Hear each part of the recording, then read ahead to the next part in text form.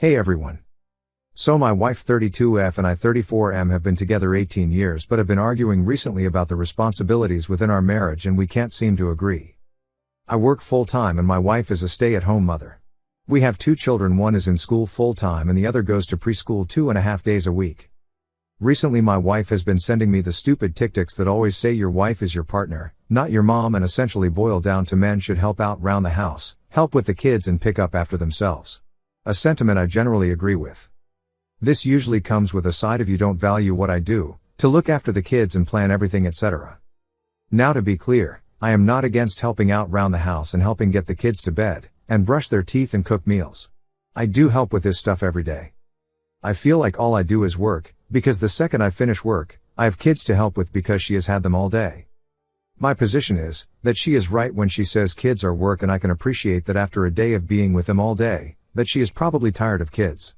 But I have also been at work all day too, and it isn't fair to expect me to be sole parent as soon as I'm finished. Then there is the issue of housework. Our house is always a mess, which frustrates me when she complains about having to do all the unpaid labor of managing a household and looking after the kids. Because from my perspective I go to work in a messy house and I finish work in a messy house. I work from home, go into my office for 8 hours, only coming out for the occasional coffee and snack, which means that 90% of my mess is contained to a room only I go in. Most days while I'm at work she isn't even home. I feel that I am holding up my end of the bargain by working full-time and then helping with housework and the kids outside of that. But she isn't holding up her end of it by looking after the house and kids while I'm at work. I could understand that she wouldn't get as much done around the house on days when our youngest is home, but on days where she is at preschool, she'd take it as an opportunity to have a break and go shopping with her mom or go visit a friend. Whenever I bring this up or question how much effort she is putting in, I get you don't appreciate me and I'm not your mother. I'm not saying she should be waiting on me hand and foot as my personal maid, cook and sex doll, not that we ever have sex, because I'm the man, bringing home the bacon. And I really hope I don't come across that way in this post, as that really not what I'm saying. But I am killing myself trying to do everything, yet I'm being told I'm the problem for treating her like my mother, because I'm expecting her to do her part. What can I do to help her see my side? Update 1. So a lot of people are saying we need to sit down and try to look at things as a team, and I am totally on board for this approach and will let you know how it goes. Also, to a few people dislike my framing of helping as it's my responsibility also. I agree, I use the term helping as that's the word she uses when saying I need to do more to help around the house. Another lot of you either can't read or are refusing to believe that I actually parent my own children. I wake them up in the morning. I make them breakfast every day. I get them dressed every day.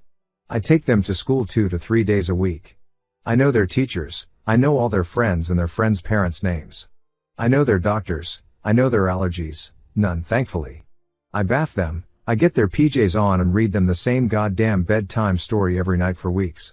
Because they don't want any of the other books we have, they want George the Giant.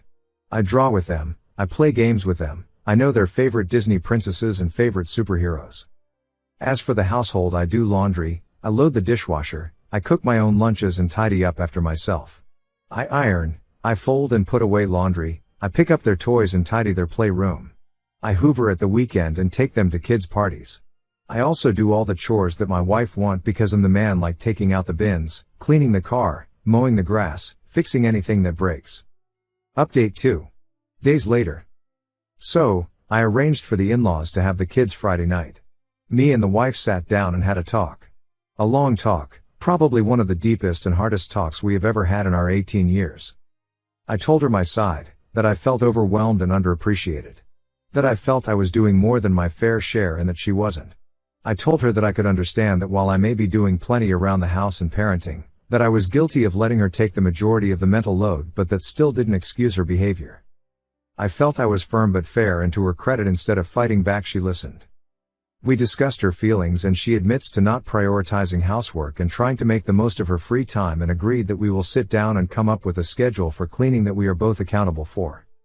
She told me some issues that I wasn't aware of that her mother had been dealing with since retiring and the passing of her father, wife's granddad. Loneliness and depression, issues relating to my SIL, she's a mess and constant headache. Which was why she had been going to see her so much. Other feelings she had been having about feeling lost in kids, not having anything for herself, and some depression related to weight gain since having our second child. She has put on 40 to 50 pounds and no longer feels attractive. I told her that I still think she's beautiful but she doesn't. Hence our DB. There were hurt feelings and tears from both of us. So we are taking steps to help. 1. We have both agreed to switch out mornings and evenings. I get the kids up, breakfasts, teeth, dressed and take them to school. She does dinner, bath, bed etc. The next day we switch. This gives us both some mornings/evenings free to do what we want. 2. We are both joining the gym. I too have put on some weight and lost muscle since our second child. Hopefully this helps with her body confidence. 3. We are also arranging with the in-laws to have babysitters once a week for us to start going on regular dates again. For context, the in-laws are our only support. I'm an orphan of abusive, raised by my grandmother, now passed. 4. We have found a cleaning schedule, where you do certain chores throughout the house every day but pick one room to deep clean every day too. With me doing laundry, dishwasher etc. things that take less time. Her doing the deep cleans and general tidying.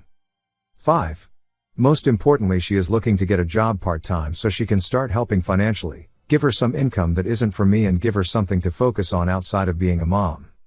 As all my wages went into the joint account, I felt like I never had any money as I didn't want to spend and there not be enough to pay the mortgage etc. So I never spent money and resented that she did. So when she gets a job both incomes are going into the joint account, then we are getting a budget together. Making sure there is enough to cover direct debits, then dividing the remaining into accounts for savings and personal accounts for each of us to have our own money that we can spend how we want guilt-free. 6. I'm going to pick up a hobby that gets me out of the house and commute to the office once a week. One thing we discussed was that I was always at home. I didn't do anything other than work and be at home. So we didn't have a lot to talk about, because I didn't go anywhere. It also meant that she never got any alone time at home away from me and the kids and she felt like a nuisance being at home while I'm at work.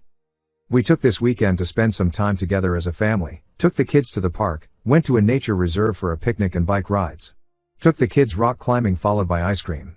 It was really nice and we both feel like a weight has been lifted. It's obviously not going to change overnight and we need to work at it. But we have a plan and both seem to want to put in the effort. To everyone who gave me good advice, recommended therapy, we can't afford it until she starts work but we are looking for when she does, commiserated with your own stories or just had a kind word to say. Thank you so much. There were comments that made me cry and so much insight that I hadn't considered. Thank you. To those of you who clearly didn't read my post but instead assumed I was entitled and entirely to blame because I used the word help. Or that I probably didn't know my own children's birthdays and allergies. I feel sorry for you and hope that you get the help you so sorely need. My ex told me he would disappear if I left, and I did it anyway. They found his body yesterday. I dated my ex for 2 years, worst 2 years of my life. There were some good times when he was smart, funny, and even kind. He was charming and courteous to everyone around us, he was friends with pretty much everyone. But he would hit me when he got angry, drunk, or just had a bad day and needed someone to take it out on. Our friends think I'm a klutz who kept tripping and falling, or bumping into doors, or falling off my bike. That's what I told them and they believed me. He gaslit me to make me doubt my own sanity, he called me fat and pushed me to diet to the point of a borderline eating disorder. Even so, I loved him.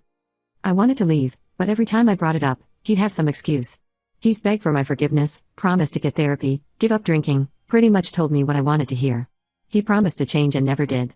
Last month, I told him I was leaving and he told me he'd be so sad he'd self-annihilate himself. I fell for it and stayed.